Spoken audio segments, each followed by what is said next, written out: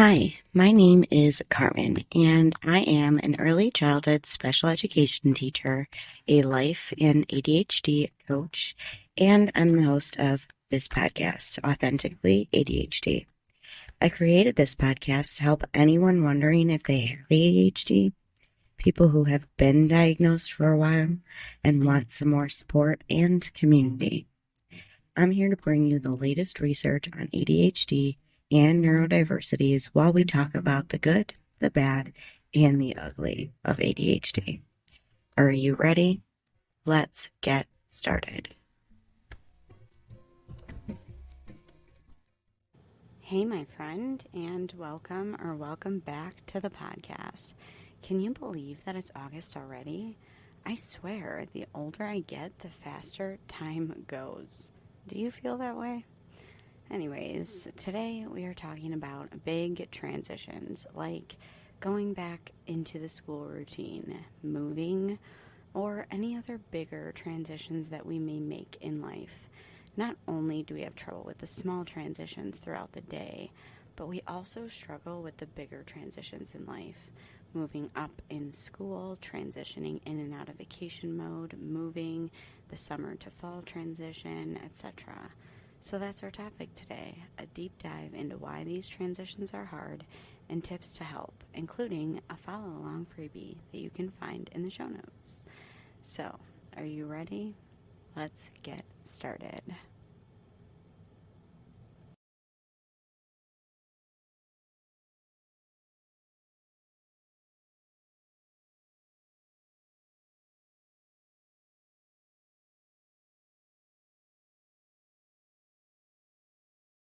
So, why are transitions so hard for us? To be honest, transitions are hard for most humans because humans are creatures of habit, and these transitions, even when they're positive, can bring up that feeling of a loss of control and some overwhelm and other unpleasant emotions. And we know how we are with unpleasant emotions. For the ADHDer, it's even more difficult because of our executive function deficits, such as emotional regulation, cognitive inflexibility. These transitions also include other executive functions we also have deficits in, such as organization, planning, prioritizing, and impulsivity. It takes probably double or triple the effort to prepare for or get ready and get through the transition and stay regulated and not blow up at people or throw things. It's very difficult for us to cognitively switch tasks, task switching. This is all also researched, information that ADHD brains have more trouble task switching. We also have a broken reward loop in our brains, so we can't feel the reward of actually transitioning because of that self-awareness and self-reflection. Executive functions are lacking. I used to dread August until I started intentionally preparing for and setting myself up for success during this back to school transition. Personally, because I'm a teacher, it's hard to transition from my summer schedule to a more rigid and strict schedule. We like novelty, but we can't stand change. That's the thing with ADHDers. It's something that sends me into overwhelm often. I do believe that this does have something to do with being on the autism spectrum as well. So I did start being way more intentional about it, and that's what's up next, how to prepare for the big transition, whatever it is. Now, I know what you're probably thinking. I'm not going to say I know what you're thinking, but I know what you're probably thinking. Carmen, why do I have to prepare for a transition? How do you even do that? And my answer is to help the cognitive flexibility by preparing ahead of time.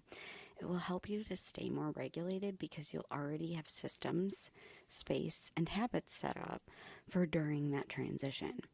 For example, I start moving my sleep schedule back to what it needs to be during the school year to train my body.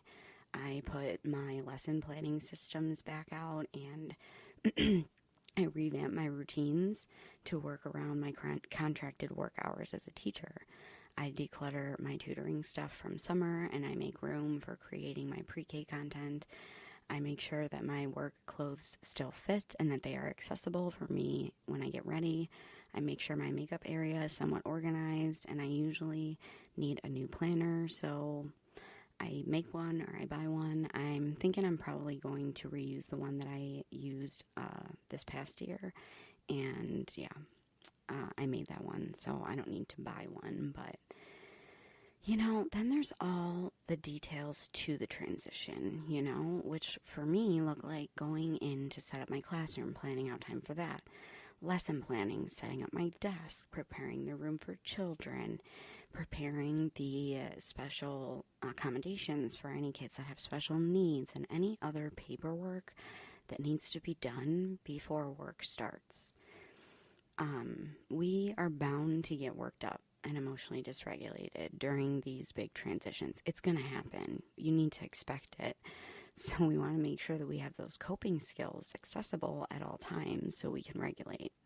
Some examples might be journaling, exercise, meditation, space, mindfulness, and remember, don't be afraid to ask for help.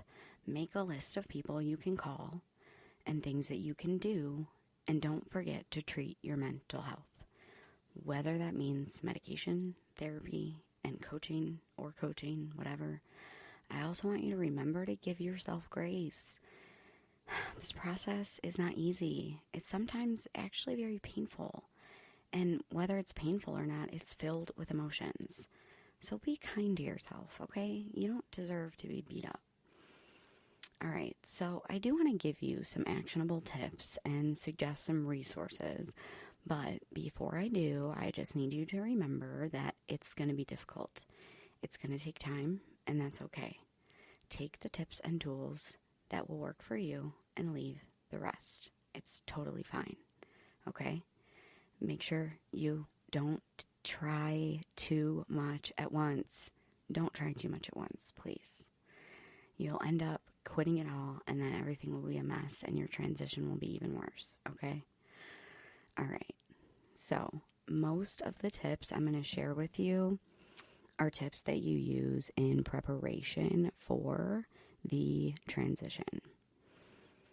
Why? Because these tips and strategies will help keep you emotionally regulated even when things go wrong. You inevitably forget something and or when things pop up. Also, preparing for a specific transition helps your mind to cognitively get into the mindset of the thing that you're trying to transition to, whether it be going on vacation, coming off of vacation, transitioning back into school, out of school, moving homes. It helps your brain to prepare, to think about that transition, and have some of those emotions beforehand. It really does. It helps our brain to start understanding that this cognitive flexibility, this thing that we're going to do that's really hard for our brains to understand, is safe, so it doesn't need to freak out. It kind of gives it that signal, like, you don't need to freak out. It's okay. Everything's good. So that's a big reason. So for my first tip, I'm going to use what I do as an example. I'm going back to working my teaching job soon, so I've already started setting back my sleep times, waking up and completing my routine as if I'm going to work, and I've been going to bed much earlier. And I've been doing it in increments, so like moving it up like 15 minutes a day, and I've noticed that this helps my body adjust, especially because during the school year I get up super early. And like in the summertime, it's not like I sleep in super late, but my sleep schedule just kind of like gets messed up because I can fall asleep whenever I want. I can take naps and things like that. I've actually kind of messed up my sleep schedule because I've had to do so much dental work this summer, and I would fall asleep afterwards. Like after the dentist appointment, I've like messed up my sleep schedule a lot. So I have noticed in past years that this has helped, and it is helping me again this year, which is amazing. The next tip kind of goes along with this last tip. They kind of all go together if you think about it, but I want you to think about how you will need to change any habits or routines with this transition. Maybe you want to change up your routines because your environment is changing. Or maybe you need to change the times of your routines to fit a set schedule. Or maybe you need to remove some things or add different things to your routines. Think about each routine or habit that you complete and ask yourself if you could change it to better serve you after or during the transition. Just a simple question. And again, there is a freebie follow along in the show notes that you can use to list some of those things out. My next tip is to prepare your systems, okay? You need to prepare some of these systems. I have certain places I put my work stuff at home. I also have places to put my work clothes out for the next day. And speaking of work stuff, my work bag, that brings up another tip. Declutter the bags, tables, and or surface areas that you need to use for work or whatever it is you're transitioning into. Like if you're going on vacation, declutter, meaning just tidy up and empty out that fridge. For me, it means decluttering surface areas and moving my systems back where they go. And I definitely need to clean out my work bag. And I do kind of have a ton of books in the trunk of my car that probably need to be brought in and gone through. So, next, I want to invite you to plan ahead. Even if it's just a sketched out plan, you'll transition easier if you have like a plan, okay? If you just go into it without a plan, your ADHD brain is going to go crazy because it's going to be like, what do I do? I don't know.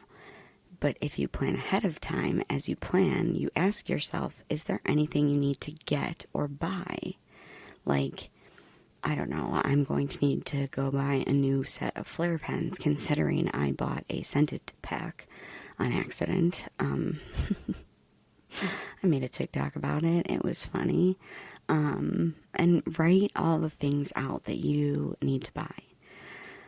Write out the tasks that need to be done, right? And break them down. Like, I still have another doctor's appointment and I have some paperwork I need to take care of before I go back to work. I need to put them on a to-do list and break them down into steps so I know where to start.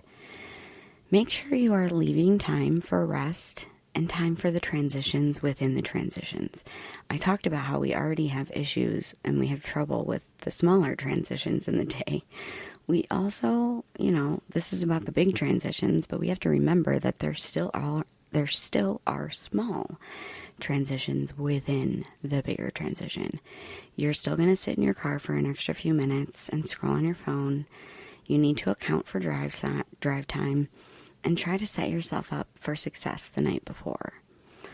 Give yourself grace as you go through the transition, and I do have some tips for coping as well. My tips for coping during the transition include meeting your basic needs, treating your ADHD, and giving yourself space to be mindful, process your emotions, and regulate yourself. I also want you to build a support system, whether it's different calming techniques and people you can call or a mix of both. Keep it on hand or write it down and take a picture of it. Don't be afraid to ask for help, seriously. If the people around you love and care about you, they will do their best to help you. And no, it doesn't make you a burden, because I knew you were thinking that, because I think like that too. Make sure you keep up with your self-care. Do emotional check-ins at least once a day and plan in chunks. I also have some tools and resources that I've used, like ChatGPT and Goblin.tools to break down tasks. And I also use Sensama. I do use the paid version to plan my days. I use some mindfulness apps. I use Finch, but mostly I use my Fitbit because there's guided meditations on there. But as I know of, there are a ton of free mindfulness tools out there. There's apps, there's YouTube. It's amazing. Some podcasts I want to recommend and are all going to be linked in the show notes are Your Weekly Therapy by Tel Williams and Anne-Marie DePietro. I Have ADHD by none other than the Kristen Carter herself. And I'm Busy Being Awesome by Paula Ingebrigtsen. And then books I want to recommend that are also linked in the show notes are by the same couple. You may know them as ADHD Love, Roxanne and Richard Pink. The two books that they have written that I want to recommend are called Dirty Laundry and Small Talk. All of that will be linked in the show notes along with the freebie follow along so that you can use it as you go through your preparing and all of that for your transitions. This episode was full of a ton of good info, at least in my opinion. So maybe save it to listen to it a few times. And remember, like I said, constrain. Don't try to do too much too fast. We just end up quitting that way. So prepare for the transition. Find coping skills to get you through it. And remember to give yourself compassion and grace. That's all I have for now, my friends. Stay authentic, and we will talk soon.